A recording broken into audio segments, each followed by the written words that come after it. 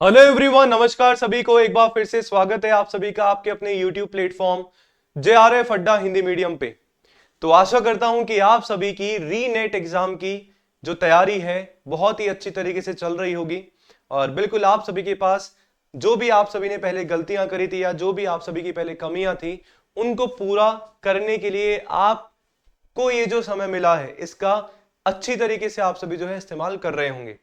जैसा कि आप सभी को पता ही है कि एग्जामिनेशन डेट जो है हमारे सामने है 21 अगस्त से 4 सितंबर तक जो है हमारा एग्जाम जो है होने वाला है। और बिल्कुल एग्जाम जो है आप सभी का ऑनलाइन यानी कि CBT यानी कि कंप्यूटर पे आप सभी का पेपर होने वाला है। तो सर जैसे रिवीजन में कौन कौन से टॉपिक्स हमारे इंपॉर्टेंट है वो जो है आप सभी को बताने वाला हूं पेपर 1 के लिए। और पेपर 1 में भी जैसे कि आप सभी को पता है कि मैं आप सभी को पढ़ाता हूं 3 यूनिट, ऑल्दो 4 हम लोग पढ़ रहे हैं आजकल, पर 3 यूनिट मेनली हमारी है, मैथ, DI और लॉजिकल रीजनिंग। तो उनमें से क्या क्या हम लोग पढ़ सकते हैं, क्या आपके लिए इंपॉर्टेंट है, वो पूरा का पूरा जो डिस्कशन है हम लोग आज के अपने सेशन में करने वाले हैं। तो चैनल पे यदि पहली बार आए हैं तो चैनल को सब्सक्राइब जरूर कर देना है। और मुझे यदि पहली बार देख रहे हैं तो बताना चाहूंगा कि मेरा नाम है योगेश और चैनल है अपना JRF अड्डा हिंदी मीडियम। चैनल पे आप सभी को तैयारी करवाई जाती है आपके अपने UGC नेट एग्जामिनेशन की, जहां पे पेपर 1 और पेपर 2 दोनों की ही तैयारी हम लोग करते हुए चल रहे हैं। तो सबसे पहले अपन बेटा बात करेंगे लॉजिकल रीजनिंग की। आपका जो युक्ति युक्त तर्क होता है लॉजिकल रीजनिंग, जिससे जो है बहुत सारे बच्चे जो है डरते हैं और बहुत सारे जो बच्चे हैं इसको छोड़ के भी जाते हैं, है ना। बहुत सारे जो कैंडिडेट्स हैं इसको छोड़ के भी जाते हैं।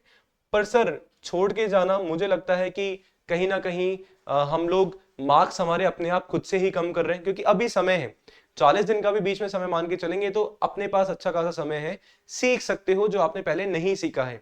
तो सबसे पहले लॉजिकल रीजनिंग में हमारा टॉपिक हो जाता है बेटा square of opposition. Square of opposition जिसको हिंदी में हम लोग बोलते हैं विरोध का वर्ग। विरोध का सर 100% जो है आप सभी का प्रश्न आता ही आता है, आता ही आता है। उसके बाद बेटा हमारा हो जाता है एक आर्ग्यूमेंट में से क्वेश्चन, है ना। आपका डिडक्टिव और इंडक्टिव वाला, यानी कि तर्क, निगमनात्मक और आगमनात्मक तर्क में से क्वेश्चन, स्टेटमेंट बेस्ड आ सकता है। सर नेक्स्ट हमारा टॉपिक होता है आप सभी के लिए सर मूड्स एंड फिगर्स वाला। मूड्स एंड फिगर्स जहां पे आप सभी को बता दिया जाता है कि इसका मूड क्या है और इसका आकृति, इसका फिगर क्या बनने वाला है। ठीक है जी। सर इसके बाद हमारा हो जाता है वेरी इंपॉर्टेंट औपचारिक औपचारिक एवं अनौपचारिक भ्रांति। अनौपचारिक अनौपचारिक भ्रांति, औपचारिक और अनौपचारिक भ्रांति, यानी कि formal and informal fallacy. Informal fallacy, ठीक है।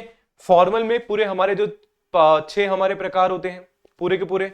इनफॉर्मल में सर जी 25-26 हमारी जो है इनफॉर्मल फैलेसी होती है। सब कुछ आना चाहिए, कहीं से भी कुछ भी आ सकता है और इतना ज्यादा कुछ हार्ड एंड फास्ट नहीं होता है। कंसेप्ट यदि सीख लोगे तो कोई भी क्वेश्चन जो है आप सभी आसानी से बच्चा कर पाओगे। ये एक छोटी सी चीज है, ठीक है। ये हमारा पूरा का पूरा मैंने आप सभी को बता दिया कि सर हमारा जो ब्रिटिश लॉजिक आता है, इंडियन, जैसे लॉजिकल रीजनिंग 2 पार्ट में हमारी डिवाइडेड है सर, ब्रिटिश लॉजिक और आपकी इंडियन लॉजिक। ये ब्रिटिश लॉजिक का पार्ट हो गया। सर इंडियन लॉजिक में यदि मैं आप सभी को बताऊं तो सबसे पहले आप सभी को जो इंडियन लॉजिक का बेसिक है ना, इतना ज्यादा नहीं कभी कभार पूछ लिया जाता है, पर जो इंपॉर्टेंट हमारा होता है सर आपके जो भी आपके प्रमाण है, प्रमाण आप सभी को अच्छे से आने चाहिए। प्रमाण और उसके प्रकार आप सभी को अच्छे से जो है वहां पे आने चाहिए। साथ में सर जी आपकी व्याप्ति एवं हेत्वाभास। हेत्वाभास इंपॉर्टेंट हो जाता है, इंपॉर्टेंट हो जाता है हमारे लिए जानना, हमारे लिए समझना। ठीक है जी। प्रमाण की बात सर जी जैसे हमारा अनुमान इन्फरेंस जिसको हम लोग बोलते हैं अनुमान, वो भी जो है आप सभी को बिल्कुल आना चाहिए अच्छी तरीके से। तो हमारे कुछ टॉपिक है जहां से आप पूरे के पूरे अपने जो 10 नंबर है लॉजिकल रीजनिंग से बेटा कनेक्ट कर सकते हैं आराम से। आप जो है 10 नंबर यहां से सीधे सीधे बढ़ा सकते हैं। ये लॉजिकल रीजनिंग का हमारा पार्ट हो गया। सर अगर मैं मैथमेटिकल रीजनिंग की बात करूं, है ना, हमारे मैथ वाले और रीजनिंग वाले पोर्शन की बात करूं, सर इस बार जो हमारे 18 जून में जो क्वेश्चन आया सबसे पहले तो वो स्टेटमेंट वाला क्वेश्चन था कि हमें बताना था कौन सा गलत था। पहली शिफ्ट में प्रतिशत का था, परसेंटेज का था, दूसरी शिफ्ट में P&L, प्रॉफिट एंड लॉस यानी कि लाभ हानि का था।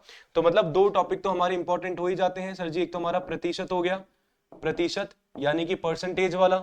सर दूसरा हमारा टॉपिक इंपॉर्टेंट हो जाता है लाभ एवं हानि, लाभ एवं हानि यानी कि प्रॉफिट एंड लॉस, P&L का। सर तीसरा आपका मोस्ट इंपॉर्टेंट कंसेप्ट हो जाता है time and work, time and work, कार्य और समय।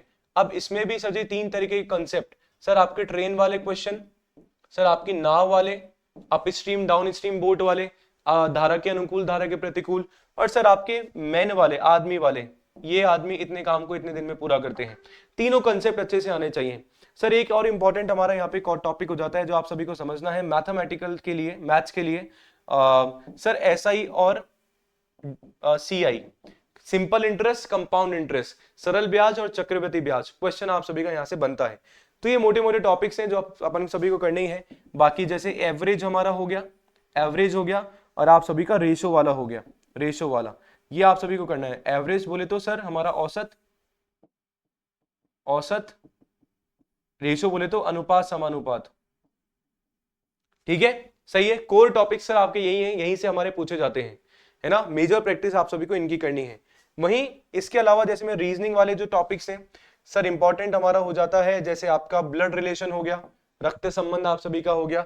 सर आपका डायरेक्शन यानी कि दिशा वाला हो जाता है, दिशा वाला हो जाता है। सर इस बार हमारा कोडिंग डिकोडिंग पूछ लिया गया, मैच द फॉलोइंग वाला, है ना। मैंने अभी एक दिन पहले ही आप सभी को सेशन करवाया है, आज सुबह ही हमने सेशन लिया कोडिंग डिकोडिंग का, डायरेक्शन वाला, ब्लड रिलेशन का, ब्लड रिलेशन रक्त संबंध का, ठीक है जी।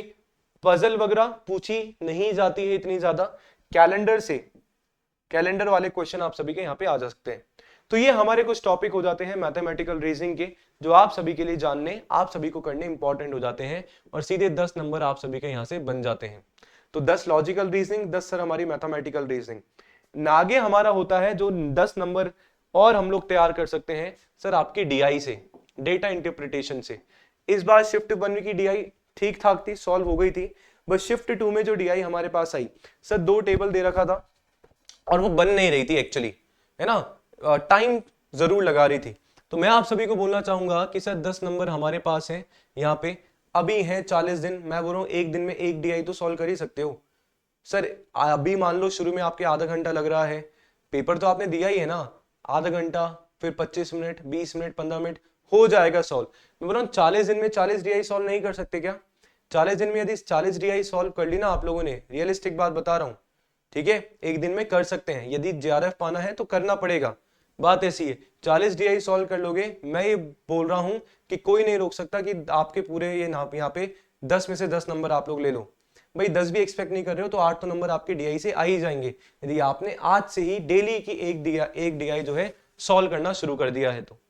बात ऐसी है, वो करना देखो आपको पड़ेगा। तो ये कुछ आप सभी के लिए इंपॉर्टेंट टॉपिक्स थे जो आप सभी को बच्चा जानने जो है जरूरी हो जाता है। आई होप, आशा करता हूं कि क्लैरिटी मिल गई होगी।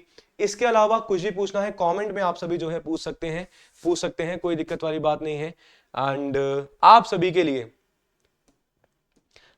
के लिए ऑलरेडी, यदि आप सभी तैयारी कर रहे हैं अपने, कहां गया, बिल्कुल ये रहा, यदि आप सभी तैयारी कर रहे हैं अपने दिसंबर एग्जाम के लिए, दिसंबर को यदि आप लोगों ने अपना लक्ष्य बना रखा है, टारगेट यदि आप लोगों ने बना रखा है, तो आप सभी के लिए ऑलरेडी जो है कोर्स हमारा चल रहा है, स्टार्ट होने वाला है 8 जुलाई से।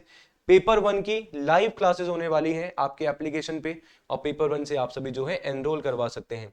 इसके अलावा पेपर 1, पेपर 2 भी है जिसमें आपको political science, education, history, geography आप सभी को मिल जाता है। पेपर 1 प्लस पेपर 2 आप सभी को इतने में जो है यहाँ पे मिल जाएगा।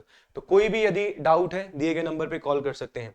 इसके अलावा हर मंडे यानी कि सोमवार और बृहस्पतिवार या गुरुवार या थर्सडे को आप सभी का free all India JRF live test होता है, पेपर 1 के लिए बिल्कुल free. JRF Adda application download करके आप सभी क्या कर सकते हैं सर, कॉल कर सकते हैं।